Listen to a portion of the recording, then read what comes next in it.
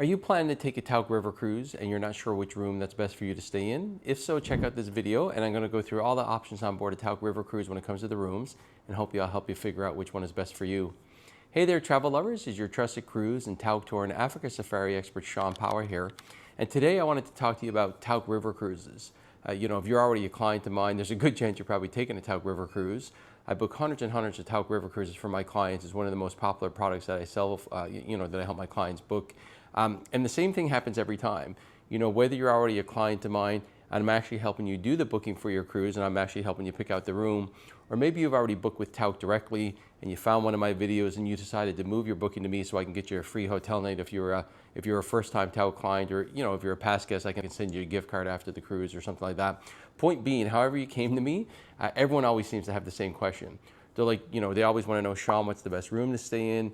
What deck do I want to be on? Which side of the ship do I want to be on? And, I wish it was an easy answer, but it is a little bit complex because, with Tauck River cruises, they have 4 different, we'll call it classes of ships. They have their older ships, which are the MS Treasures, the MS Esprit, and the Sapphire. After that, they brought on, I think it was the Joy, the Inspire, the Savor, and the Grace, which I actually just sailed on. Then in Portugal, they got the Saudade, which I'm probably not pronouncing correctly, and the Andarina. And then in France, there's their newer ships. They got the Lumiere, the Riviere, and the Serene. Again, my apologies if I butchered any of the names. But point being, because they have 4 different what we call classes of ships, you might have a category 3 on one ship, that's one type of room, and then on another ship, it's a totally different type of room. So that's where the confusion comes in for a lot of people. So what I want to do today is, like I said, just kind of break it down for you and help you decide what may be best for you. So, one thing I'll tell you right away, I only really book about 3 or 4 different rooms on these ships, even though there's like 7 or 8 different kinds of rooms. Most everyone wants to book one of a few different rooms, and I'll explain that here today. So when you look at these river cruises, just to kind of give you the anatomy of them, they're really simple. There's just 3 decks. You've got your bottom deck, which is where the crews stay, and there are some rooms down there for guests. That's underneath the water level. Then you've got your middle deck room, which is just above the water level, maybe about 2-3 feet above the water. And then you've got your top deck, which is going to be as high as possible as you can be above the water. You're going to be as high as possible as you can be above the street level. You're going to have the best views, the most privacy above the street level and that kind of stuff. And then on top, there's always a sun deck, and that's where you can go up during the day. You can sit there. There's some nice chairs up there, maybe a small little hot tub, that kind of thing. So point being, there's 3 decks. Now, the reality is when my clients book early, almost all of them book a top deck, what we call a category 7 room, and that's on most of the ships. A lot of the ships, the top deck, it's a 300 square foot, we call it, a suite with 2 French balconies. Again, a lot of the ships, that's called a category 7, but in Portugal and France, depending on the ship, those are going to be a category 5. So again, you can see the confusion already. Same room, category 7 on one ship, category 5 on another. So now just so you know, by the way, if you're booking with me or one of my team members, we're going to walk you through this. So don't worry, we're going to make sure that you understand what you're booking, when you book your cruise with us. Of course, if you have your own travel agent, please make sure that they go through this thoroughly with you. Or if you call Tauck directly, and you end up moving your booking to me, afterwards or whatever. Again, make sure they explain this thoroughly, because again, it's not equal on all these ships. So again, if you're looking for the best room on board these ships, it's going to be a category 7 on some of the ships, and a category 5 on the ones in France and Portugal. Now, the reason why most of my clients book this room, it's by far the most popular room that I book for my clients. For one, it's the top deck. So like I said, you're going to have the best views. You're going to see the highest up over the riverbanks. It's going to be the most private, because a lot of times when you're parked in these ports, the middle deck is kind of right at street level. So people are kind of walking by, looking in your room. You got to close your drapes, that kind of thing. So the higher up you are, if you're above street level, in theory, you should be able to keep your drapes open and stuff. And then also, those top deck rooms are 33% bigger than the middle deck rooms, but they're only like usually about 7 to 8% more money. So it's a great value, 7 to 8% more money, and you're getting a 33% bigger room with 2 French balconies, more privacy, and better views. So again, top deck category 7 or top deck category 5 is where most of my clients book. Now here's the issue. Right now we're halfway through 2026. I literally can almost get that room on none of the cruises in 2027 on the most popular dates. A lot of people want to go May, June. They also want to go September.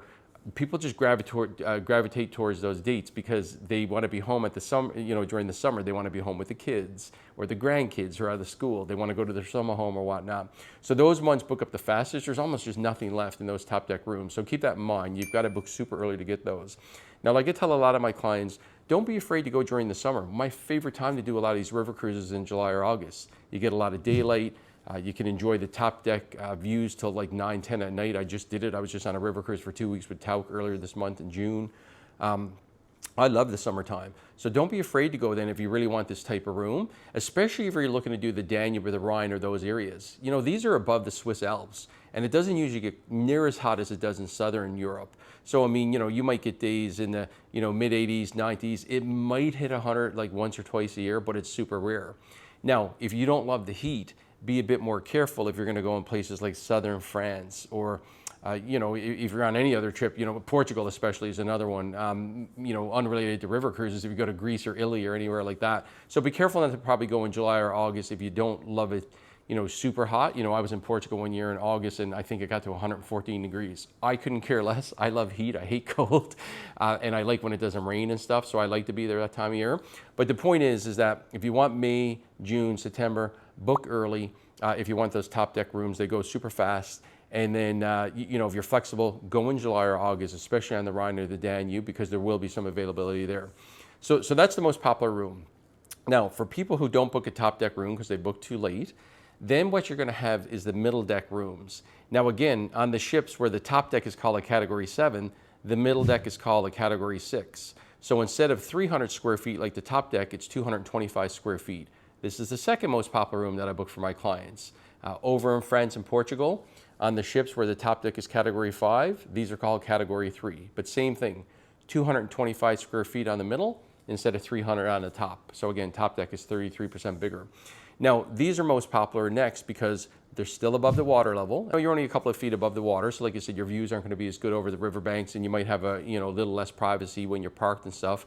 But the point is, there's still a nice room they've got one French balcony and then a half window, so there's a lot of daylight in these rooms. And just so you know, I've stayed in almost all these rooms. I've stayed in the Category 7, I've stayed in the Category 6. And again, they're equivalent to 5 and 3 in Portugal and France. But the point is, I'll tell you about some of the other ones I stayed in. So this is a nice room, if the 7's not available. Some people say, I don't want to go if I'm not on a top deck. Look, don't ruin your trip over the room. I mean, don't go 2 or 3 years later because you couldn't get the room this year. Again, I've done all these rooms. No matter what, you're doing the same tours. You have the same inclusions. You have the same beautiful sun deck, the same beautiful lounge where you can view. So again, if you can get a top deck room, great. If you can't, this middle deck room is quite nice. So again, Category 6 or 3, in France and Portugal. So that's second most popular. Now, on the Joy, Savor, Inspire, and Grace, which are ships that I sell a lot because they're on the Danube and the Rhine mostly, which is real popular with especially first-time river cruisers. There's also a middle deck room called a Category 5.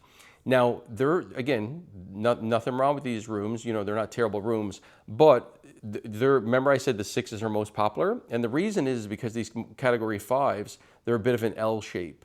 They're a bit of an L shape, and because of the L shape, you don't get as much daylight in the room. Also, the bathroom's more of a square, so it's a little bit more of a squatty feel than a rectangle, so it's hard to have 2 people in there. I should say, by the way, I've got videos of all these rooms, so I will put links underneath this video. You can see 1, 2, 3 minute visuals of these rooms as well in my other videos, so what I'm saying doesn't make sense. Know that I'll be putting these links out there as well. But the point is, you've got the Category 5 rooms. So yes, they're a little cheaper than the 6, but because of the L shape and because of the smaller bathroom, they're not quite as popular. So again, that kind of covers the middle deck rooms. Most ships, it's going to be this 225 square foot Category 6 or Category 3, and they're quite popular. Now, just so you know, there's a lot of filler rooms on the ships when it comes to the top deck and the middle deck. And when I say filler, there might be like 2 of one type of room here or two another there. Those ones aren't quite as popular, and it's because of their location. So for example, on the France and Portugal ships, there's 2 of the 225 square foot rooms in the back of the top deck, which are just like those middle deck rooms I talked about. They're called Category 4s in the back. But the problem is when you're in the back, you're really close to the engines. Again, none of this is a deal breaker. I've also stayed near the engines because I've made the mistake on a lot of river cruises where I either booked too late, Usually what happens actually is I've got everything booked and I have a schedule change and then I got to rebook and there's nothing left. So the key is book early.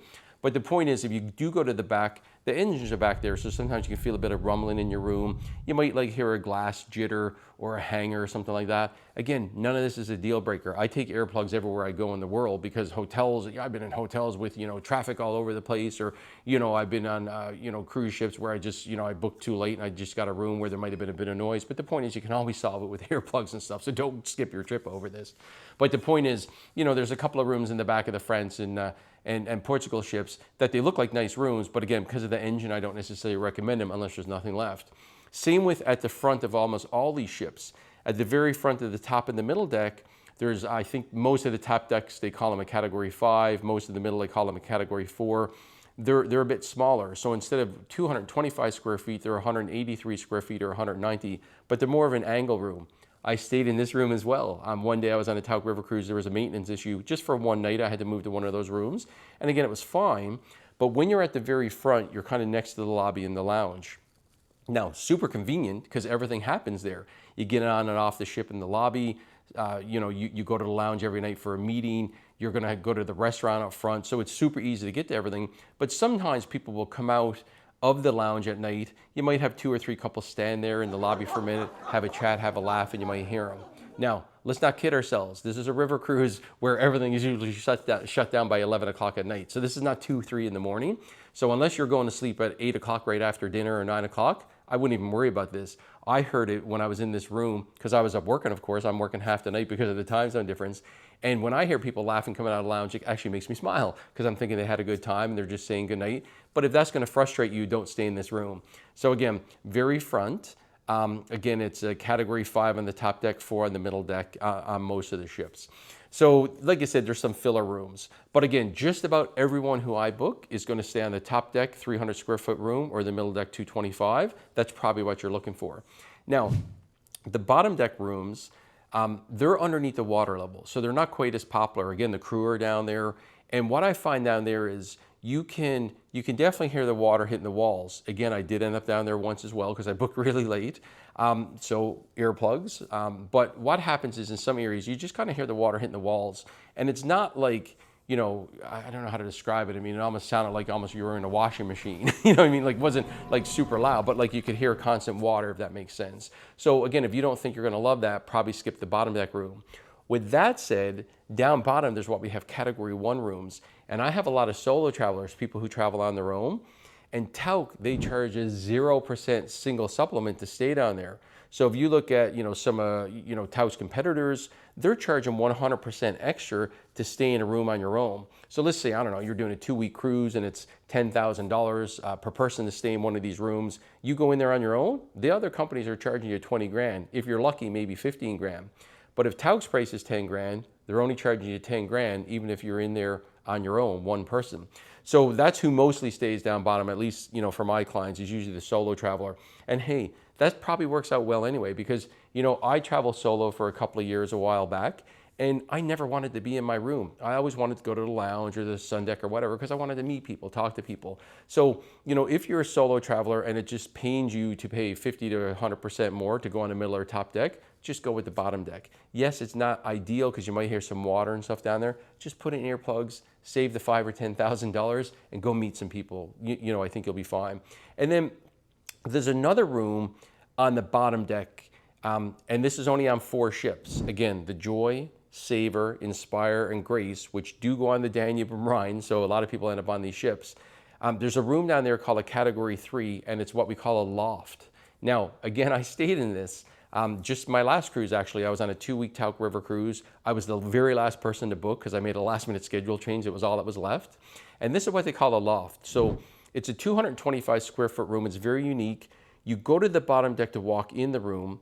And when you come in the room, there's I think I counted 5 steps, 4 or 5 steps, which basically took you up to the middle deck, which is where you could sit with 2 tables and a chair in the loft. You could open the window, you could get the breeze and the views and everything else.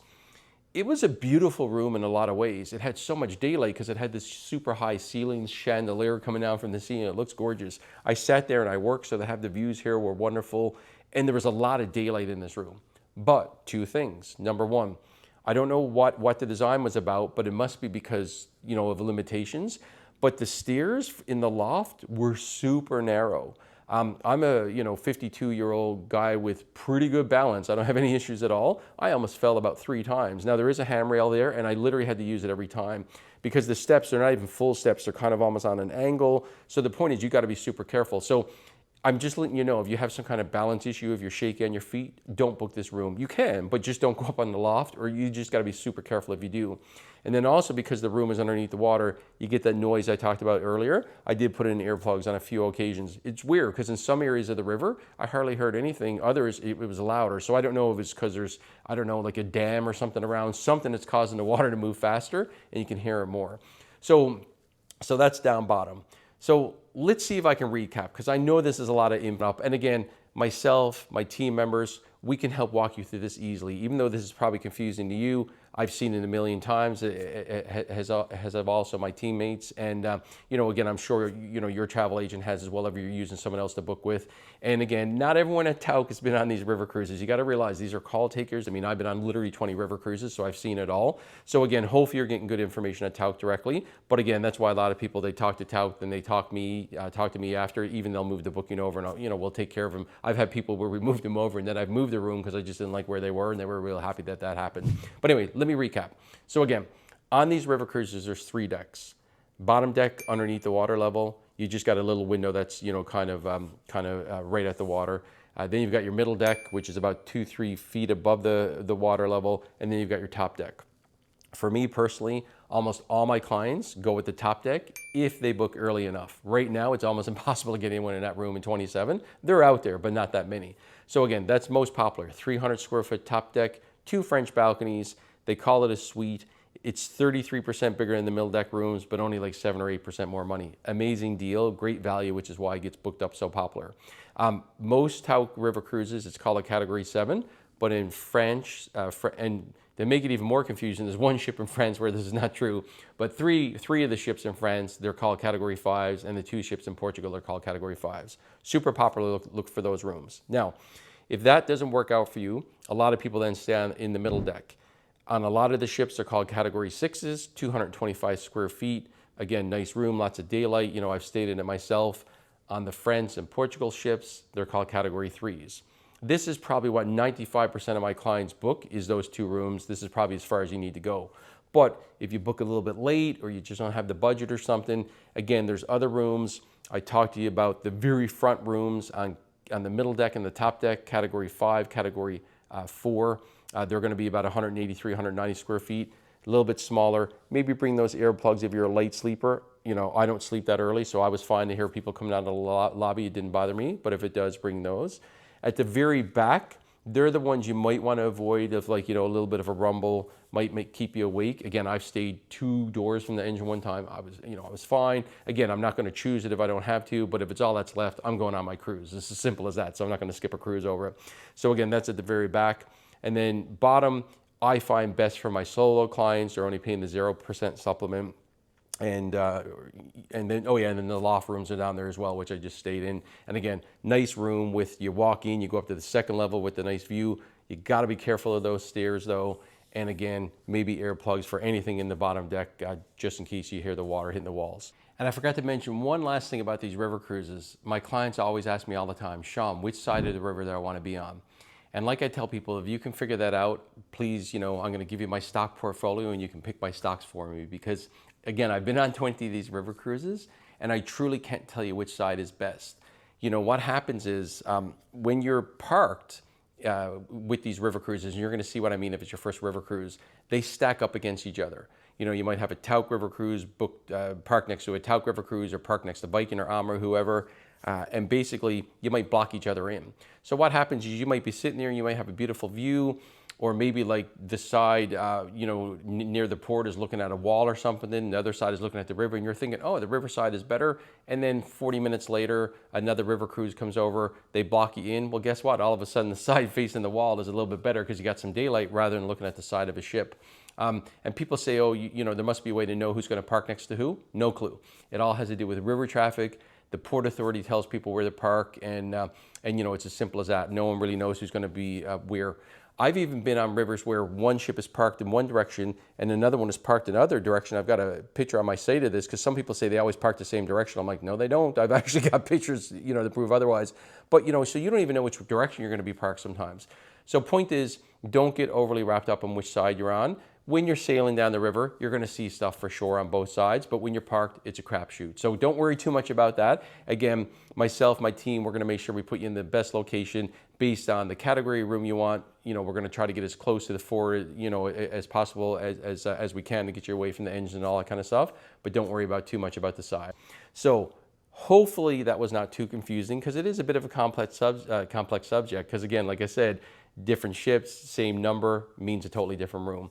But any questions, let me know. Hopefully the videos underneath here will help you out as well. Just, you know, leave a comment here on my YouTube channel, or go to ShawnPower.com, fill out the contact form. Myself, one of my teammates will help you out, and we'll get you straightened up and figuring out that best room for you.